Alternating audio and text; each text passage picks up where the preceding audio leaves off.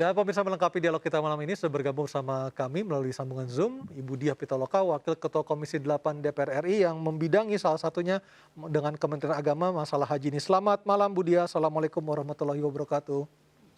Selamat malam, Waalaikumsalam warahmatullahi wabarakatuh. Bu Diah, dari DPR melihat persiapan haji yang lumayan mepet tahun ini seperti apa Bu sejauh ini? Persiapannya relatif tiap tahun sebetulnya sama ya. Jadi kalaupun 2 tahun itu kita kemarin nggak berangkat haji, kita tetap melakukan pembahasan haji. Nah, jadi cuma yang bikin tidak mudah itu karena kebijakan di Arab Saudi yang berubah-ubah, Mas. Ya. Baik. Kita memang tentunya tidak bisa terlepas dari kebijakan dari pemerintah Kerajaan Arab Saudi sebagai tuan rumah penyelenggara, Bu. Nah, bagaimana kita bisa mensiasati ini supaya pelayanan diberikan kepada calon jamaah haji kita tetap maksimal, Bu Diah? Saya sih lihat tim dari Kementerian Agama ini sudah beberapa tim bolak-balik Mekah untuk persiapan haji ya.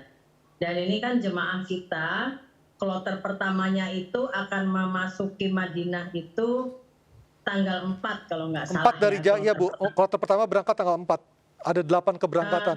Mungkin tanggal 3 sampai sana tanggal 4 ya. Tanggal 3 masuk ke embarkasi, tanggal 4 diberangkatkan dari insya Allah dari tanah air.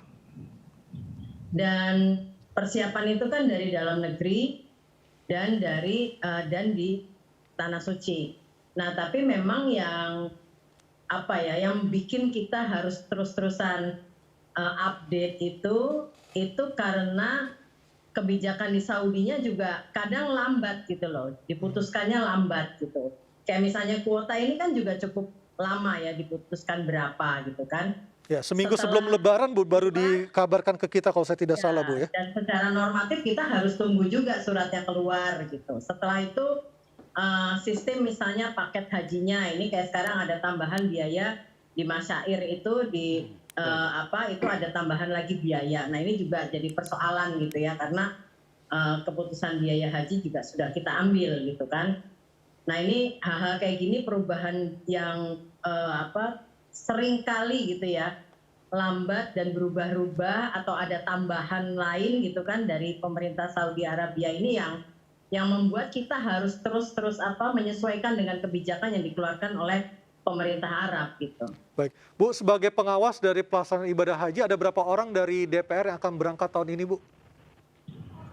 Dari Komisi 8 kurang lebih ada 30 ya. Nanti juga ada dari Komisi 5 dan Komisi 9 karena juga di situ ada transportasi dan kesehatan. Dan di sana bertugas sebagai untuk mengawasi atau seperti apa Bu Diah? Job desk-nya seperti apa Bu? Tupoksinya selama berada di Tanah Suci, Bu? Biasanya kita mengikuti kita memantau pelayanannya, kita memantau kayak misalnya ketersediaan fasilitasnya. Ini yang sekarang ini mau di-upgrade oleh pemerintah Saudi ini kalau nggak salah nih sekarang mereka mau upgrade tenda, toilet gitu-gitu loh. Nah, ini juga pembicaraan gitu ya, juga fasilitas kesehatan. Jadi kita relatif di sana ya memang bertugas setiap hari pasti ada pemantauan gitu di Tanah Suci. Sebagai pengawas ataupun sebagai pemantau, apakah dari DPR juga akan berdialog langsung dengan Arab Saudi ataukah diwakili oleh pemerintah, Bu Diah? Biasanya kita mengunjungi hotel-hotel jemaah, lalu juga nanti di Arafah itu tenda-tenda gitu ya, jadi relatif banyak komunikasi juga dengan jemaah di sana gitu. Oke, baik. Saya ke Pak Ade. Pak Ade, kalau kita lihat dari tahun ini kan ada pembatasan sampai 65 tahun. Nah, kalau dari Anda melihat dari pelaksanaan ibadah umroh setelah atau saat masa pandemi dan juga mudah-mudahan insya Allah haji juga berhasil tanpa ada kendala berarti tahun ini, apakah ada kemungkinan di tahun-tahun mendatang pembatasan usia akan dihapuskan oleh pemerintah Kerajaan Arab Saudi? Iya, kita melihatnya kan gini, bahwa jamaah haji itu harus umur itu semua tidak jadi masalah. Selama sehat? Selama sehat. Karena dalam ketentuan bahkan syar'inya pun beginian. Bagi yang mampu ada 3.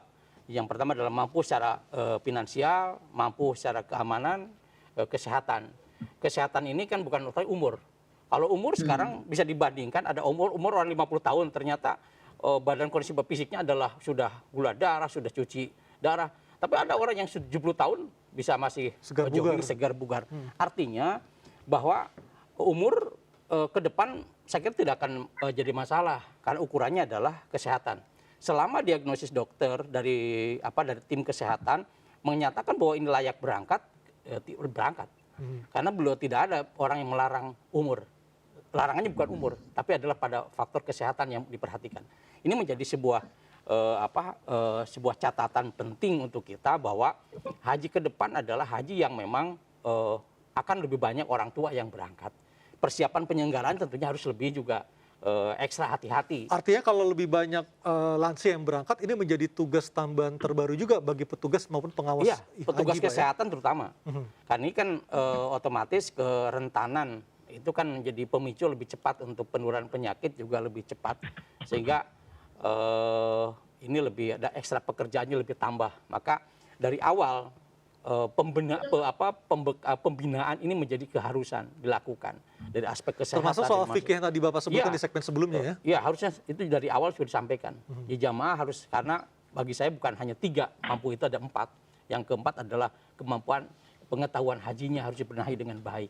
Karena tanpa itu ibadah walaupun tadi sampaikan oleh Bu Diah adalah semua fasilitas dilengkapi, toilet dibetulkan, hotel bagus dan sebagainya, tapi substansi ibadahnya rendah, maka juga sangat disayangkan.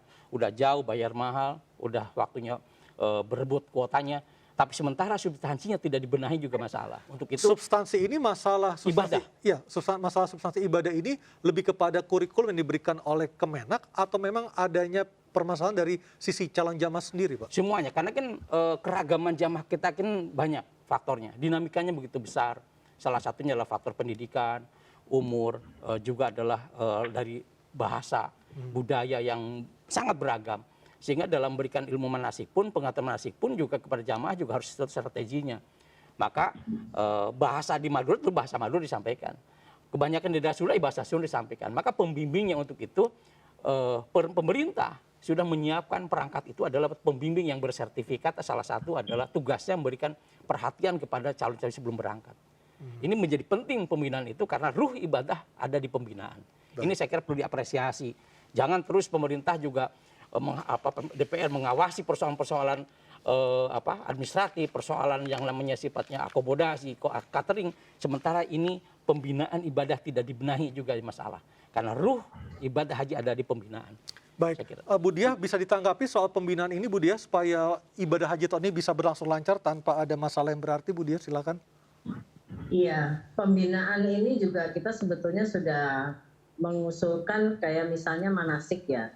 Manasik itu kan untuk beberapa IPI ya, Ikatan Haji gitu ya, penyedia pelatihan haji kayak manasik dan lain-lain persiapannya itu sebetulnya kita sudah minta untuk ada tambahan anggaran karena kan ya ini mungkin nanti dari bantuan dari dana haji biasanya.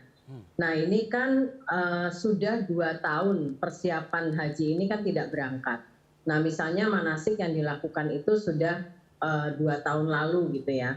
Nah ini sebetulnya memang harus diadakan kembali. Nah tapi bicara persiapan dan bicara pendampingan ini juga kita juga wanti-wanti juga gitu bahwa tim pendamping haji kali ini memang bebannya beda dengan sebelum pandemi gitu ya. Dia harus bicara paham kesehatan juga dan kita juga berharap lebih responsif gitu ya. Jadi kita butuh kualifikasi tenaga pendamping haji yang memang kualifikasinya lebih dari sebelumnya mungkin ya, karena juga kita hari ini berhadapan dengan masalah kesehatan gitu atau penanganan kesehatan dari jemaah haji kita.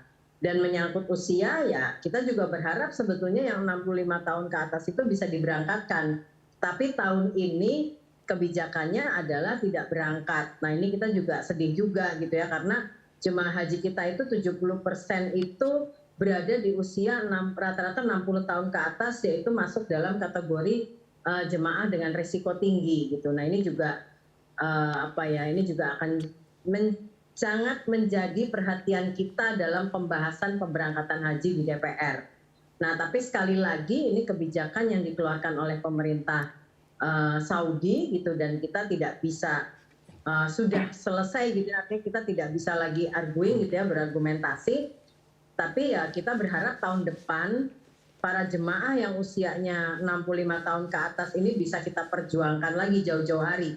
Karena ini kan kebijakannya juga langsung ya, mendadak ya. Pertama, ada haji atau tidak gitu. Ternyata tahun ini ada. Nah, kedua, kebijakan-kebijakan susulannya salah satunya adalah batasan usia, yang sebetulnya ini sudah tergambar kebijakan ini ketika jemaah umroh itu dibatasi usianya. Nah, ini kita juga sudah kalkulasi apakah ini akan jadi kebijakan yang juga diambil dalam pelaksanaan haji oleh pemerintah Saudi. Nah, ternyata itu juga diambil seperti refleksi pada syarat persyaratan jemaah umroh sebelumnya. Baik Bu Diah, kita akan sama-sama berdoa tentunya supaya pelaksanaan ibadah haji tahun ini bisa berlangsung mulus tanpa ada masalah berarti. Termasuk juga mudah-mudahan tahun depan sudah tidak ada lagi pembatasan usia bagi calon jamaah haji supaya semuanya bisa berangkat. Bu Diah Pitaloka, terima kasih untuk waktunya bersama kami malam hari ini. Pak Ade juga terima kasih untuk waktunya malam ini. Assalamualaikum warahmatullahi wabarakatuh. Waalaikumsalam warahmatullahi wabarakatuh.